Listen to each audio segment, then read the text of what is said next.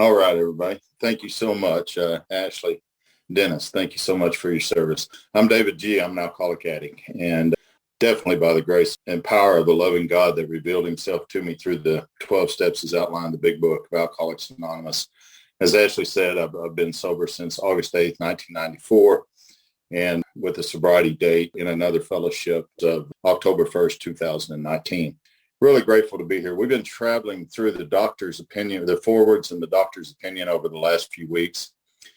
We've landed on Roman numeral 28 in the big book, the doctor's opinion. We talked about this a little bit last week, and, I just wanted to come back to it because really it's such an important thing for me to realize that this particular part is talking about when I'm sober. This is before I take a drink. This is before I act out sexually. This is before I overeat. Whatever my issue is, this is what goes on inside of me prior to doing that. Because as we talked about over the past few weeks, obviously, if the problem is alcohol, just don't drink it and there shouldn't be any more problem. If the problem is sex, acting out, don't do it. You shouldn't have any more problem. But for people like us, it seems that every time we stop doing that, something else shows up, very irritable, restless, and discontent. And it drives us to the point of picking that up again. So the doctor's telling us that once we put it inside of our body, that sets up a phenomenon of craving that demands more of the same. And he's been telling us over and over and over through this chapter. So I thought we would start again this week on Roman numeral 28, bottom paragraph, in the doctor's opinion, XXVIII, where it says men and women drink essentially because they like the effect produced by alcohol. Now I can remember the first time that I was reading this with a sponsor in 1995. And we stopped there for a second and I took a look at that and I said, I don't believe that's true. And he said, why? Why would you not believe that? And I said, because I love the taste of bourbon whiskey. I love the taste of alcohol. I love the taste of many, many other kinds of alcohol. I don't believe that I only drink for the effect. And he said, well, I noticed you're drinking a glass of tea there today. And I said, yeah. He said, any chance you'll drink about 48 cups of that before we get up from here this afternoon? And I said, well, no, of course not. And he said, no, because the effect would not be what you was looking for. And that landed with me that day for some reason. I drank because I like the effect produced by alcohol. When I drink lust, I like the effect it gives me. I just like it. Now, this is while we're sober. The sensation is so elusive that while they admitted his interest, they cannot, after a time, differentiate the true from the false. There was a lot of people that knew the truth about my drinking, about my acting out a long time before I did. This was pointed out to me by many people, but I was the last one to know. I can remember my sponsor, Charlie, of Joe and Charlie, telling me early on that his mother came to him and told him, you'll never be able to drink successfully. Everyone in your family on your father's side has been alcoholic. And Charlie told me, he looked at her and told her, said, well, I'm only half part me. The other half didn't drink like that. And so he justified that by thinking that he would be able to handle that. And as experience has shown all of us, that's not the truth. To them, their alcoholic life seems to be the only normal one. It seems to be. Doesn't mean it is, but it seems to be the only normal one. Now, if I go to jail for drinking and driving, that's pretty abnormal. Fighting, whatever I may do. But if I do that over and over and over, it becomes a normal part of life for me. The same way with acting out. At first, there's that uneasiness on the inside of me that nothing can seem to scorch. But after a little while, I settle into that, and that becomes truth for me. And that's what happened for so long. So here's what it's talking about while we are sober. This is what goes on inside of me prior to me drinking, acting out, whatever the issue may be. They are restless. My sponsor had me to write the word physical above that. We're irritable. He had me to write the word mental above that. And we're discontented. He had me to write the word spiritual above that. That's going to set the tone for the entire rest of the book moving forward. Now, this is while I'm sober. So when I look at that, I have to ask myself, how am I restless? What does my experience show with that? Well, one of the symptoms of it is feeling the need to constantly be on the move. I'm never okay just sitting still. In fact, I still have some of that today at times. I need to get up and move around and be going somewhere and doing something, and someone needs to be ready to go when I'm ready to go, and I'm just not quite all the way settled down. Another symptom of it is being unable to calm my mind. It would just constantly race all the time. Or it would be a combination of both. It also caused hyperactivity, agitation, insomnia. The list goes on and on and on. Very, very restless. What about irritable? Oh, that's a big one for me. Agitation. There would be times that I would get agitated for no reason. Maybe the kids were talking too loud. Maybe somebody was flying up and down the road on a Harley Davidson motorcycle. Oh, I would just become furious with that. Frustration. I mean, nobody could ever do anything right. Annoyance. It just annoyed me. The phone would ring, people would call. I don't have time for this. I don't have time for that. Just annoyed all the time. Confusion, constantly in confusion, thinking it was them, not me. Difficulty concentrating. That's another symptom of irritability. I mean, this is all the stuff that's going on inside of me prior to acting out or taking a drink. What about discontent? Never feeling satisfied or desire for something else. I always needed something else, no matter what I had. I had a job where I was making well more than 6 figures a year. It wasn't enough. I needed to steal from them people. I needed to take from them. I needed this. I needed that. I needed more all the time. Lack of satisfaction of possessions, status, situation, being disconnected from the power is all it amounts to.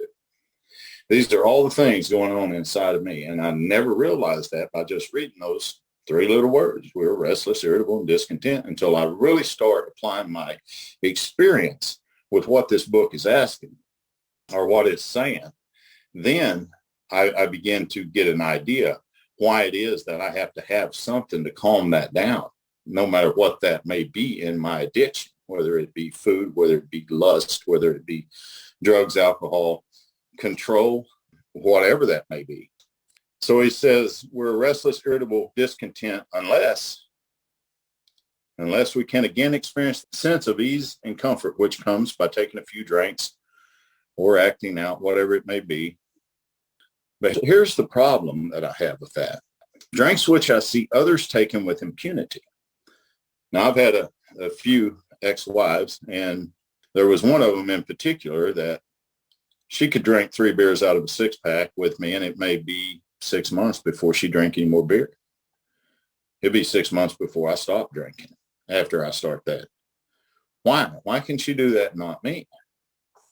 This next sentence says, after we succumb to the desire again. In other words, after we go ahead and give in. I mean, all this restless, irritableness, and discontentment's going on. I can't handle life anymore. I'm about to flip again. And I succumb to the desire again. I go ahead and pick up a drink. I go ahead and call up an escort. I do whatever it is I do. I succumb to the desire again, as so many do. But look what he says. That's when that phenomenon of craving develops. See, it doesn't occur before. It occurs after. And that's where I was mistaken. I always thought that after a period of sobriety, I was craving lust or a drink or a drug or whatever it may be. This is what I'm craving. Oh my God, I need it so bad. But it's not. See, I was obsessing over those things. I was not craving. And the doctor says it very clearly right there. After we succumb to the desire again, go ahead and put it in our body, as so many do, then that phenomenon of craving develops. We pass through the well-known stages of a spree. Can anybody identify with that? Emergent remorseful. How about that? I already know there's a lot of us sex addicts on here today. Many of us has emerged remorseful after things like that. And what he says here, with a firm resolution not to drink, act out, whatever it may be again. And I mean a firm resolution. I can remember one time swearing on a Holy Bible that I would never do it again, and meant it with all my heart. And within a week, I was back at it again and feeling like the lowest scum on earth. I can't even keep a promise to God, my mind was telling me.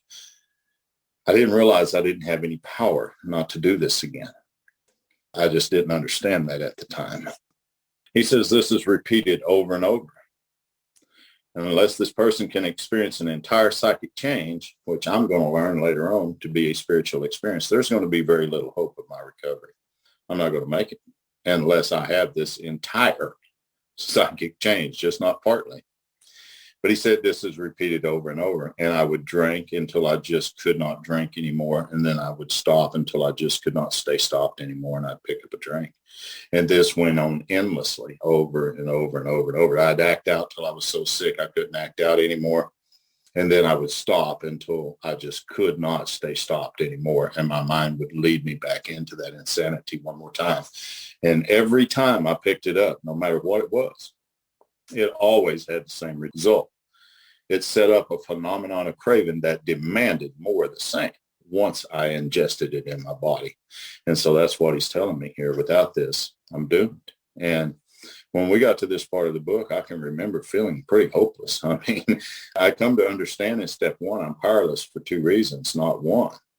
One, when I put it in my body, I cannot stop. And once I take it out of my body, I can't stay stopped. My mind won't let me. I'm trapped both ways. I have a body that cannot process alcohol, drugs, lust, any of this stuff. And I got a mind that cannot process reality.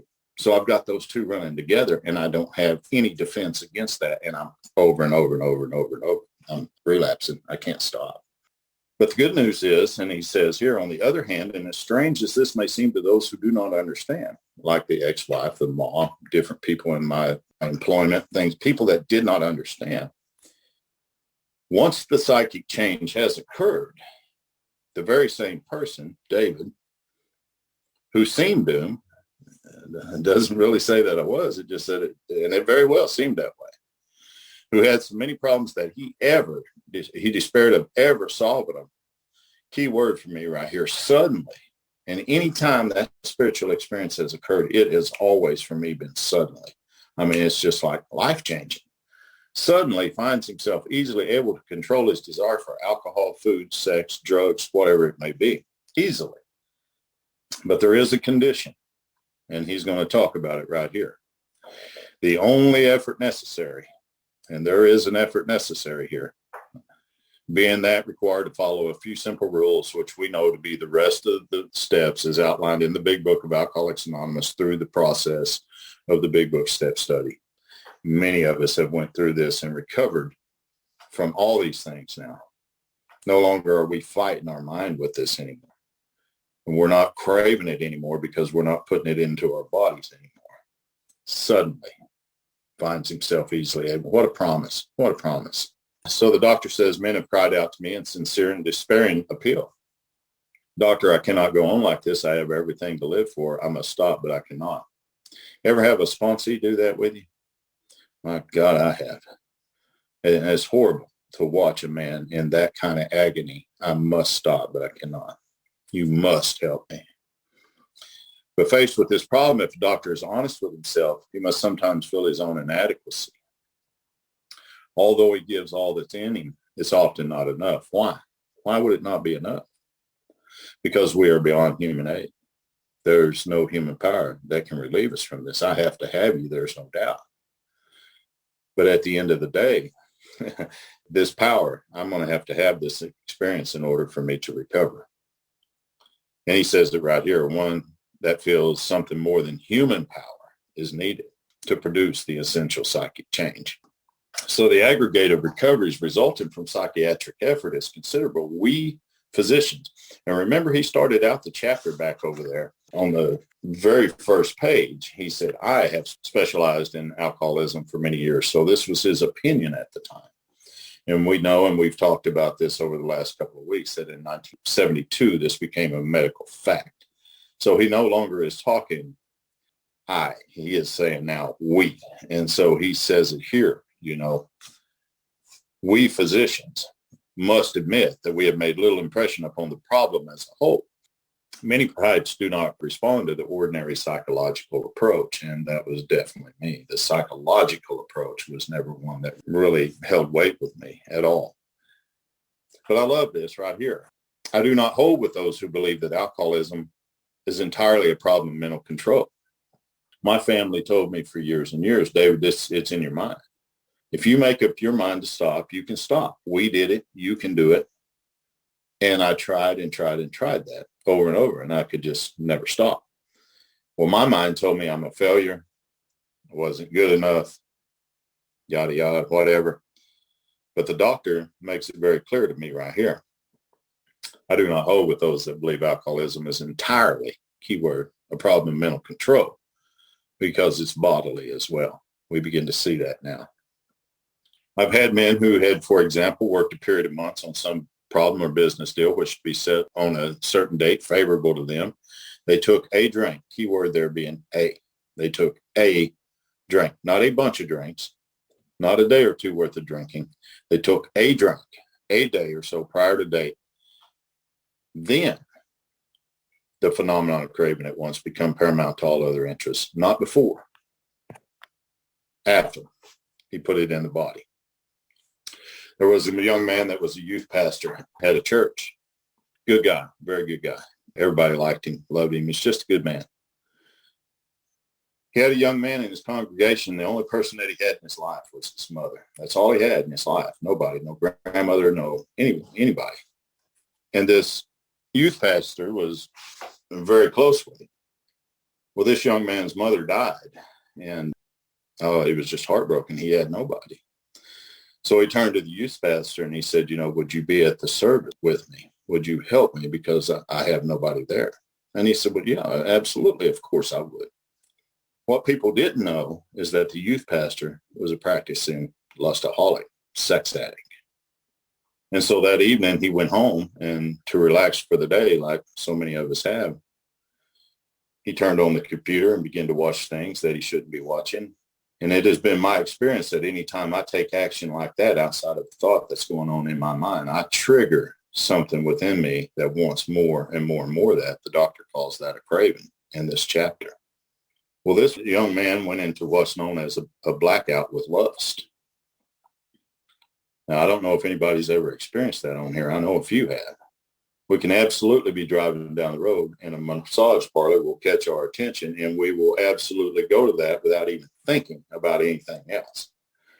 Or I can click on the computer and I may be lost in pornography for hours, and come to and think, oh my God, I wasted a whole day here. I don't know if anybody else has had that experience, but I definitely have. So what happened was that youth pastor missed that event, and how remorseful and shameful he must have been over that.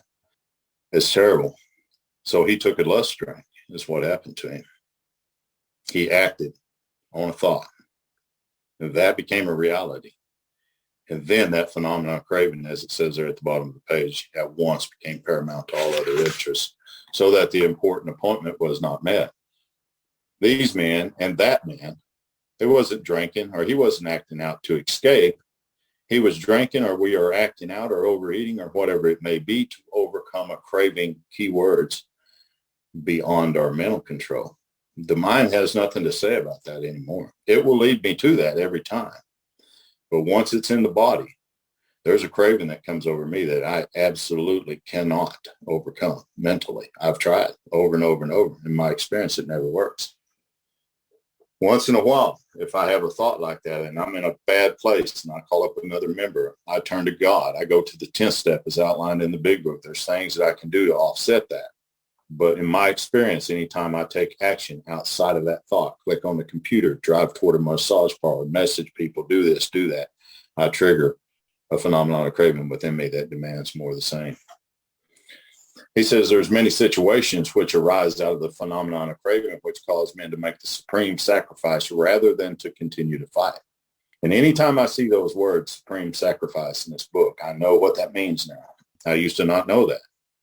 But that means to kill ourselves rather than to continue to fight for life or recovery or sobriety or whatever it may be. He says that happens out of this phenomenon. That phenomenon of craving is very deadly. I know it to be the fact. I was sponsoring a young man one time, and he lived across town from me here, and he had 4 years, and he had relapsed, and he went back out, and he come back, and got a year, and he went out and came back, and got a year. And this went on for a while, and one morning, some years later, his mother called me just heartbroken. He had hung himself in the closet that night. And anytime I read this, I always think about that guy. He had a business. He had a restaurant. He done very well as an owner. I mean, but it took him out. It just took him out. Another time, there's about 3 blocks up the road from me here, there was a guy who had relapsed. He was back on alcohol and drugs, and he was acting out pretty bad. And he was in a bad way, and we was going by to check on him pretty much every day. And I went there one morning. It was really quiet that morning. It concerned me right away. And I went in, and he had shot himself point blank in the head with a .38 pistol sitting in his recliner that night. Now, the remains was all over the place in the walls, and you could imagine. I've seen a lot of men make the supreme sacrifice rather than to continue to fight. We don't have to do that. We don't. We got a way out here. We do. So the doctor's going to give us about 5 different types of alcoholics to take a look at. And I guarantee you, if we look at this real close, we're probably going to find ourselves in 1, 2, maybe even all of them. He says the classification of alcoholics seem most difficult and in much detail is outside the scope of this book. Type number 1. There are, of course, the psychopaths. Now, I never considered myself to be a psychopath. Society did. I'll guarantee you, I was locked up and considered a psychopath for a long time. Even in recovery, in the beginning, some people said, man, that guy's a psychopath. But I never believed it until I read the doctor's definition, which we're looking at here. He says we are emotionally unstable. Now, I don't know about anybody else, but if that's the definition of a psychopath, I guarantee you I fit the bill. He says we're all familiar with this type. They're always going on the wagon for keeps. What does that mean? Is that my experience? Has that been my experience in sobriety even? Am I always going on the wagon for keeps? They're over remorseful. Man, oh my God, the remorse that overplagued me with lust addiction, it just killed me. Whenever I would come to, and even times whenever I would just be so remorseful. I would make many resolutions, but never a decision. That's type number 1. Type number 2, there is the type who is unwilling to admit he cannot take a drink, act out, eat, whatever it may be. Can anybody relate to that? He plans various ways. I can remember hiding bottles. I would never let anybody mow the grass in my backyard. It was almost as high as the house in the summertime because there were just bottles hid all over the place. Same way with the back of the stool, you lift the lid off and set it down in drugs in the pocket of almost every coat when I could find it, when I hadn't used it all up. Plans various ways, changes his brand of his environment. I can remember I loved vodka, Tavarsky's vodka when I was young. Oh my God, I loved it. Couldn't afford it a whole lot of the time, but I loved it. And I drank and drank and drank and drank it. And I can remember one morning I began to bleed from the nose. And I loved vodka so much I drank it with coffee, or I'd douse it on my toothbrush and brush my teeth in the mornings. I love vodka. And one day I thought, man, this is killing me. I need to change this. And so I switched to bourbon and drank bourbon all the way to the very end. I changed my brand. My environment, I was arrested in 1985. Very, very bad situation had happened. A man had died, and there was just a lot that had went on there. So I got to change my environment for a while, but it didn't help. It absolutely did not help, because then my drug dealer lives right here as close as the computer is. It's insanity. Type number 3, there is the type who always believes that after being entirely free from alcohol or whatever it is for a period of time, he can take a drink without danger. And I believe that so many times. And it's insane how a belief will become a reality, whether it is good or bad. And we're going to be looking through the entire book, looking at that moving forward. Beliefs, ideas, concepts, prejudice, attitudes, these are the things that make up the self. This is what directs me without my knowing it. I act the part, and this becomes my reality. And that's what's happened here. There's a type of man who always believes that after being entirely free from alcohol for a period of time, he could take a drink without danger. And if I believe that, I'm probably going to do that, even though my experience continues to show me that's not a good idea. Number 4, there is the manic depressive type, who is perhaps the least understood by his friends and by whom a whole chapter could be written. Number 5, this is about the only one I don't really identify with at the time. Then there are types entirely normal in every respect, except the effect that alcohol has upon them. They're often able, intelligent, and friendly people. There are so many people like that I meet in the fellowship today.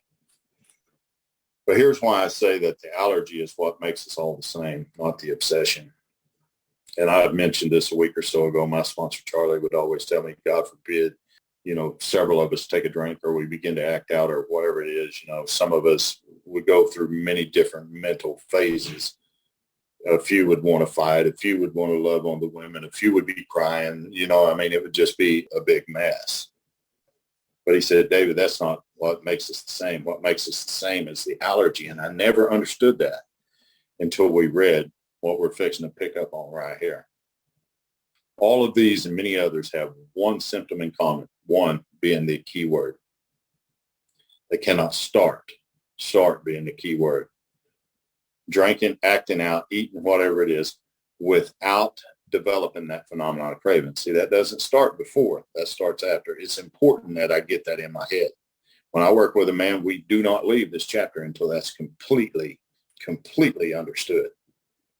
He cannot start drinking or whatever it may be without developing the phenomenon of craving. So this phenomena, as we have suggested, may be the manifestation of an allergy, which differentiates these people and sets them apart as a distinct entity. It has never been, by any treatment which we are familiar, permanently eradicated. The only relief we have to suggest is entire abstinence, key word being entire. And that's where most of us, now my mind tells me there must be another way. To quit cold turkey for good, oh my God. It says this immediately, not after a while, not in a little while, not in the next day or so, but immediately precipitates me into a seething cauldron of debate. It's almost like a boiling pot. So a seething cauldron of debate. It's just, much has been written pro and con, but among physicians, the general opinion seems to be that most chronic alcoholics are doomed. Not all, but most. Well, the doctor says, what is the solution? He's giving me all this information. He's telling me, I don't really have any choice in that. My mind's always going to lead me to it. My body's never going to let me get away from it. I'm trapped two ways.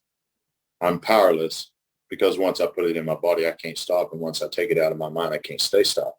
What is the solution? Yeah, that's my question. What is the solution? And I love how he says, I can best answer it by relating one of my experiences. And I think that's what we do in the program, the fellowship. We share experiences. Knowledge is a great thing to have, but I need experience here. About 1 year prior to this experience, a man had been brought in to be treated for chronic alcoholism. He had but partially recovered from a gastric hemorrhage and seemed to be a case of pathological mental deterioration. This man is just deteriorating away in his mind. He had lost everything worthwhile in life. Can anybody relate to that? And was living, one might say, to drink, act out, eat, whatever it may be. He frankly admitted and believed for him there was no hope. That tells me he accepted step one right there.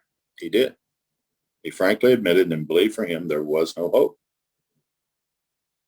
Following the elimination of alcohol, there was found to be no permanent brain injury.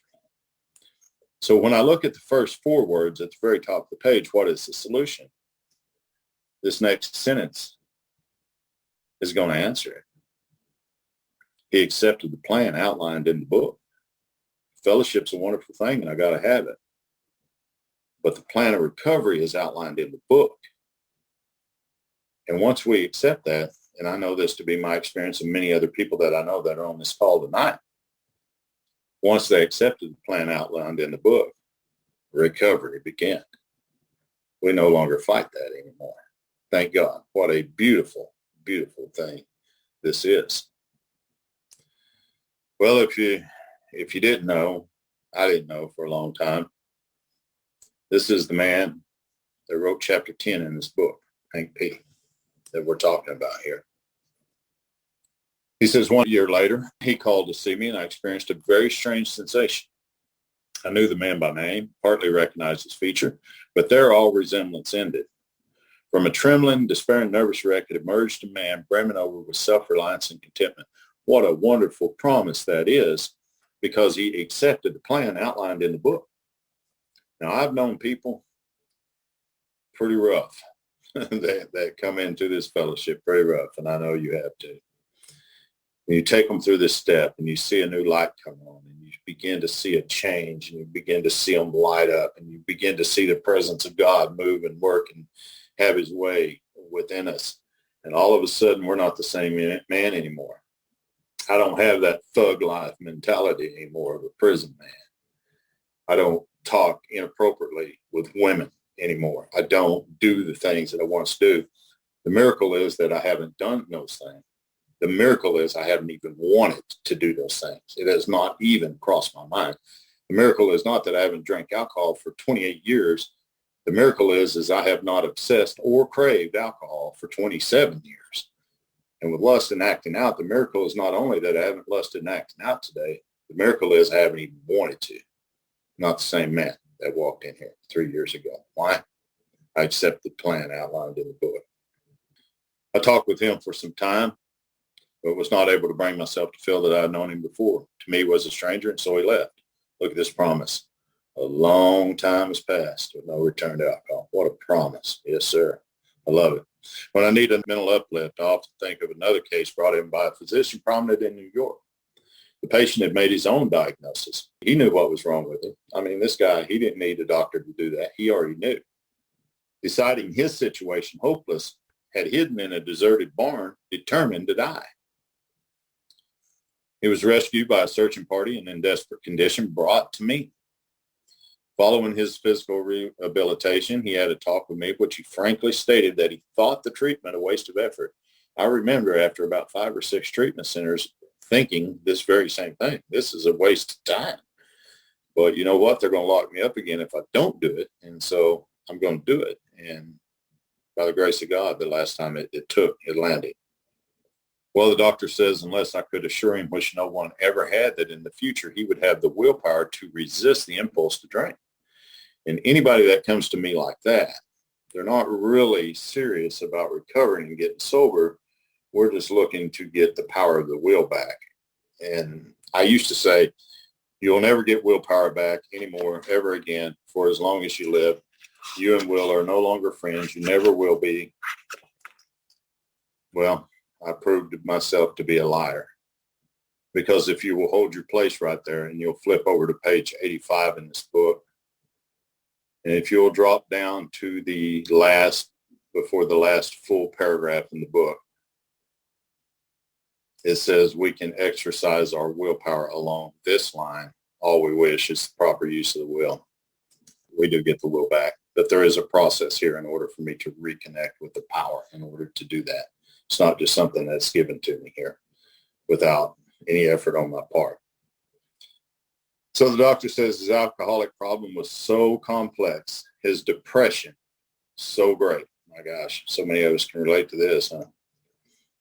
We felt then his only hope would be through what we called moral psychology. And we doubted if even that would have any effect. However, he did become sold, and I think that's the key words. He became sold on the ideas contained, for me, this is marked 3 or 4 times in my book, the ideas contained in this book. I mean, over and over and over, he's brought us back to that in this chapter.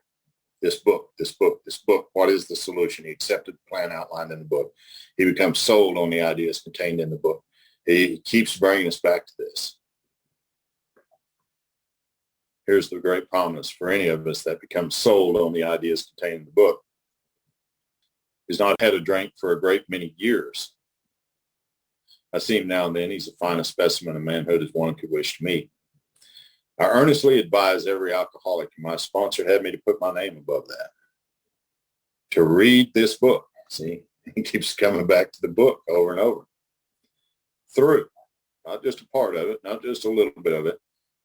I advise every alcoholic, sexaholic, lustaholic, food addict, whatever it may be, to continue to come back and work through this book, keep moving through this book. It says, and though perhaps he came to scope, he may remain to pray.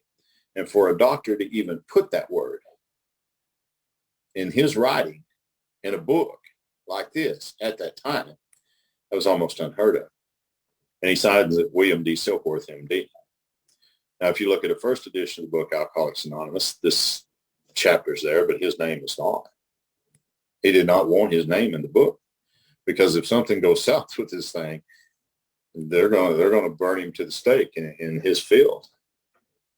However, God had other plans, and this thing took off, and it became a national institution in the day. Millions has recovered. He come back, absolutely. He wanted his name in the book at that point. And so that's why it's there. I think we're a little early, but I think that's probably a good place for us to stop. I really like to hear from some other people that have been through this process and, to share some things on this, or any questions, that we may be able to answer through our experience. We're happy to do that. I'm really glad for the new folks that came out tonight. I really enjoy seeing you here, Doug and his lovely wife and so many others. So thank you so much. Good to see you, Michael from Florida. Good man. There again, feel free to agree or disagree with anything you've heard here tonight. I'm not the guru by any means of the big book for Alcoholics Anonymous. And anything your sponsor tells you that may be different than what you've heard here from me tonight, your sponsor is right, not me. So with that being said, I'm going to pass it along. And thank you, Ashley. Thank you, Dennis, for your service. And I'm glad to be here. This concludes David's share on tonight's chapter, but we encourage you to keep listening as he answers questions from the audience and shares additional experience, strength, and hope. What is the definition of that first drink that creates the phenomenon of craving in like sex addiction? In drugs and alcohol is pretty simple, like having any of that substance enter your body. What is the definition in sex addiction?